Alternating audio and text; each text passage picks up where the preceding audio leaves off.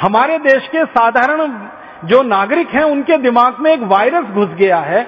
इस वायरस को आप सभी चिकित्सक निकाल सकते हैं अच्छे तरीके से। वो वायरस है कि जितनी महंगी दवा उतनी अच्छी, जितना महंगा ताकत का टॉनिक उतना अच्छा, जितना ज्यादा फीस ले डॉक्टर उतना अच्छा। ये गलत एक वायरस घुस गया हमारे देश के नागरिकों के मन कि ज्यादा फीस ले रहा है तो अच्छा डॉक्टर है, खूब दवाएं लिख रहा है, एक छोटी बीमारी के लिए 15-16 दवाएं लिख रहा है तो बहुत अच्छा डॉक्टर है, फिर ऊपर से इंजेक्शन ठोक दे तो और अच्छा डॉक्टर है। ये वायरस आप निकाल दीजिए। ये वायरस निकालने में आप बहुत बड़ी मदद कर सकते हो। हमारे देश का साधारण गांव का गरीब आदमी, किसान, मजदूर जब डॉक्टर के पास जाता है, मैंने देखा डॉक्टर साहब इंजेक्शन लगा दो। अब डॉक्टर साहब मना कर रहे हैं कि इंजेक्शन की नहीं लगा दो, आप जरूरत नहीं है, फिर भी लगा दो, चाहे पानी का ही लगा दो आप, तो उसको मन में संतोष हो जाए। लेकिन वायरस ऐसा घुस गया। मेरी आपसे विनम्र प्रार्थना है कि मरीजों को आप सिर्फ चिकित्सा दे रहे हैं इतना ही नहीं है, मरीजों को थोड़ी शिक्षा भी दे दीजिए, उनको एजुकेट भी कर दीजिए तो बहुत बड़ा काम हो जाए। मुझे भारत में कई बार ऐसा लगता है कि भारत के मरीजों को चिकित्सा सेवाओं की जितनी जरूरत है उससे कई गुना ज्यादा हमारे देश के मरीजों को, साधारण नागरिकों को शिक्षा की जरूरत है, हेल्थ एजुकेशन की जरूरत है। हेल्थ फैसिलिटीज तो काफी कुछ हो गई हैं अब इस देश में, बहुत सारे चिकित्सालय हैं, बहुत सारे डॉक्टर हैं, बहुत सारी दवा की दुकानें हैं, लेकिन हेल्थ एजुकेशन के नाम पर इस देश में बड़ा शून्य है। और उसका एक प्रमाण मैं देना चाहता हूं। हमारे देश की सरकार ने पिछले साल एक आंकड़ा दिया जो बहुत दिल दहलाने वाला है। पिछले साल भारत देश में 50 लाख बच्चों की मौत हुई डायरिया से। भारत सरकार का कहना है डायरिया से 50 लाख बच्चे मर गए, और सरकार का कहना है कि एवरेज माने औसतन हर साल डायरिया से 50 लाख बच्चे मरते हैं। किसी साल 46 लाख होते हैं, किसी साल 54 लाख हो जाते हैं, किसी साल 52 लाख, किसी साल 48 लाख। पिछले कई वर्षों से ये एवरेज निकल रहा है कि 50 लाख बच्चे डायरिया से मरते। सभी चिकित्सक इस बात को बहुत गहराई से समझते हैं कि डायरिया बहुत जल्दी और आसानी से ठीक होने लायक बीमारी है, बस इसमें एजुकेशन की जरूरत है। शायद इसमें दवा की इतनी जरूरत नहीं है, लेकिन एजुकेशन की जरूरत है। और वो एजुकेशन साधारण सा, किसी भी गरीब आदमी को आप कह दो कि भैया डायरिया हो गया तुम्हारे बच्चे को, नींबू की शिकंजी बना लो, उसमें थोड़ा नमक डाल के बच्चे को 2-2 चम्मच पिलाते रहो 5-5, 7-7, 10-10 मिनट से, तो डायरिया तो ठीक होगा ही, बच्चा मरेगा भी नहीं। इतनी आसान बात है। परम पूजनीय स्वामी जी एक नुस्खा बताते हैं जिसको आप जरूर उपयोग करिए कि कच्चे दूध में नींबू निचोड़कर तुरंत पिला दीजिए फटने से पहले। एक खुराक में ही इतना गहरा असर आता है कि दवाओं की बिल्कुल जरूरत ही नहीं है। तो जिस देश में कच्चे दूध में नींबू निचोड़कर डायरिया ठीक होने की पूरी व्यवस्था हो और घर में नींबू की शिकंजी बनाकर नमक मिलाकर पिलाने की सबके पास सुविधा हो, उस देश में 50 लाख बच्चे हर साल मर जाएं डायरिया से, ये एक ही बात का प्रमाण है कि हमको हेल्थ फैसिलिटी नहीं, हेल्थ एजुकेशन की बहुत जरूरत है इस देश को। भारत सरकार ने पिछले साल इसी तरह का एक आंकड़ा और दिया, वो और भी दुख देता है कि हमारे भारत देश में 40,000 बच्चे हर साल अंधे हो जाते हैं विटामिन ए की कमी से। अब 40,000 बच्चे अगर हर साल अंधे हो रहे हों विटामिन ए की कमी से, तो इसमें शायद दवा की इतनी जरूरत नहीं जितनी एजुकेशन की जरूरत है। जिस भारत में गाजर पैदा होती हो, जिस भारत में भरपूर दूध पैदा होता हो, जिस भारत में दही हो, जिस भारत में पनीर हो, जिस भारत में मूंगफली हो, वहां के बच्चों को विटामिन ए की कमी हो जाए और वहां के बच्चे अंधे हो जाएं विटामिन ए की कमी से, और वो भी 1-2 नहीं 40,000।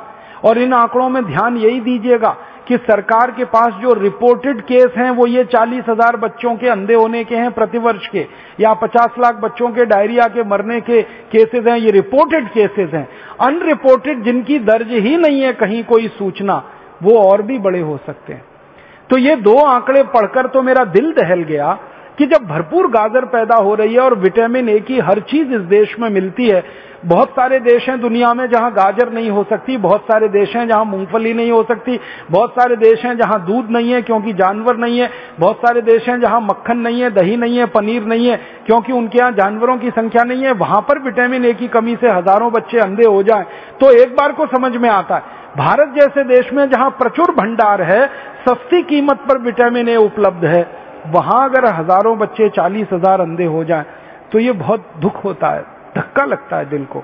आप इसमें बहुत बड़ी भूमिका निभा सकते हैं। इस तरह की जो समस्याएं हमारे देश में हैं, इनमें बहुत बड़ी भूमिका निभा सकते हैं। विटामिन सी की कमी हो जाए हमारे भारत देश में, तो आप जानते हैं कि इस देश में विटामिन सी का बहुत बड़ा स्रोत है आंवला, आसानी से उपलब्ध है, 10, 12, 15 रुपए किलो में आसानी से उपलब्ध है। जब सीजन आता है तब आप इसको इकट्ठा करके रख सकते हैं और इसको सालों साल इस्तेमाल कर सकते हैं। अपने पतंजलि योगपीठ की तरफ से तो आंवले के कई उत्पादन हैं, लेकिन लोग चाहें तो इसको अपने घर में ही तैयार करके हमेशा के लिए रख सकते हैं। इतना बड़ा स्रोत है विटामिन सी का। अब हमारे पास प्रकृति ने दिया, भगवान ने दिया, विटामिन ए के स्रोत हैं।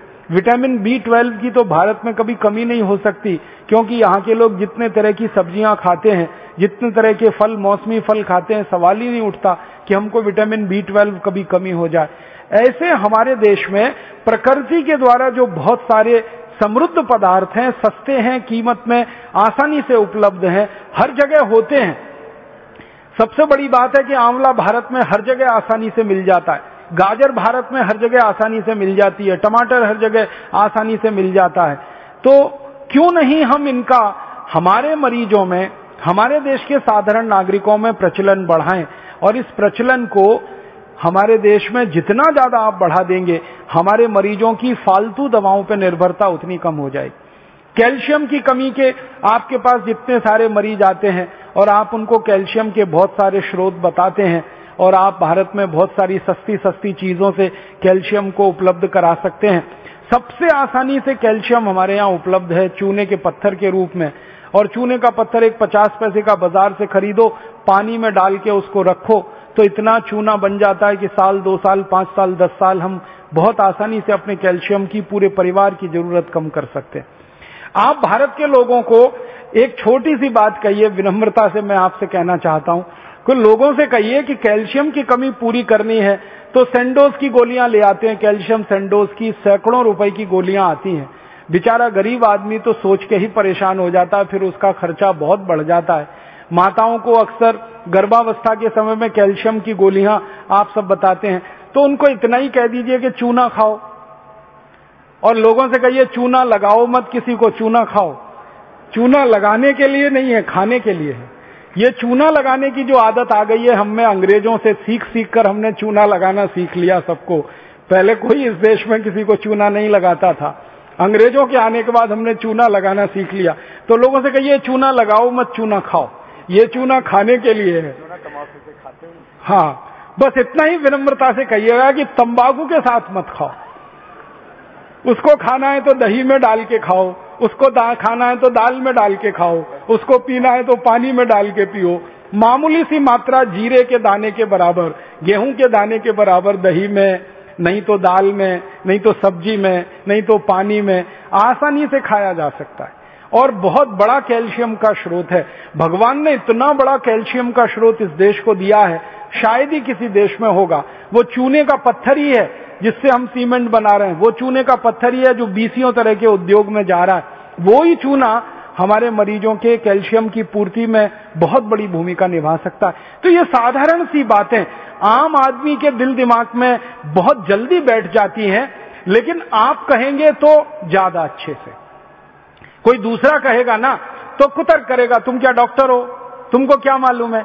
लेकिन जब कोई डॉक्टर उसको कह रहा है तो बहुत गहराई से, एक तो परंपरा से आई हुई है बात, चूना उसके दादाजी खाते थे, दादाजी के दादाजी खाते थे, वो भी खाते थे, देखा है उसने। फिर आपने और जोड़ दिया उसमें कि ये कैल्शियम का सबसे बड़ा भंडार है, तो बात तो पक्की बैठ जाएगी उसके मन में। फिर वो अपनी जीवन शैली को इस तरह से बना लेगा कि सैंडोज की गोलियां खा खाकर करोड़ों रुपए एक विदेशी कंपनी को देना, क्योंकि आप जानते हैं सैंडोज जो है विदेशी कंपनी है, उसके करोड़ों रुपए का धंधा सिर्फ ये गोलियों का ही है। और ये धंधा हम भारतवासियों के अनजाने में, गैर जानकारी में हो रहा है। अगर ये जानकारी बढ़ जाए भारतवासियों की तो बहुत बड़ा काम आप सब मिलकर कर पाएंगे। तो मेरा एक ही विनम्र आपसे कहने का प्रयास है वो ये कि आप थोड़ा एजुकेशन, किसी भी पेशेंट को थोड़ी एजुकेशन दीजिए, थोड़ी शिक्षा दीजिए, सामान्य ज्ञान उसको बताते जाइए ताकि वो गंभीर बीमारियों से बचता रहे, अपने परिवार को भी बचाता रहे। बहुत दुख होता है कि भारत में 60 से 70% बीमारियां खराब पानी के कारण है, गंदे पानी के कारण है। अब मरीजों को और हमारे देश के सभी साधारण नागरिकों को ये बताया जा सकता है कि भाई पानी को ठीक करके पियो, उबाल करके पियो, छान करके पियो, इसकी गंदगी से आप इतनी बीमारियों से परेशान हो। डायरिया तो आप जानते हैं कि खराब पानी से ही होता है, हैजा तो आप जानते हैं खराब पानी का ही दुष्परिणाम है। आप तो जानते हैं लीवर की कई सारी बीमारियां बहुत सारे गंदे पानी के कारण, खराब पानी के कारण है। तो ये साधारण सी बातें हमारे मरीजों को ध्यान में आप लाते रहें और उनको थोड़ा एजुकेट करते रहें, शिक्षित करते रहें, तो बहुत बड़ा काम आप सब कर सकते हैं।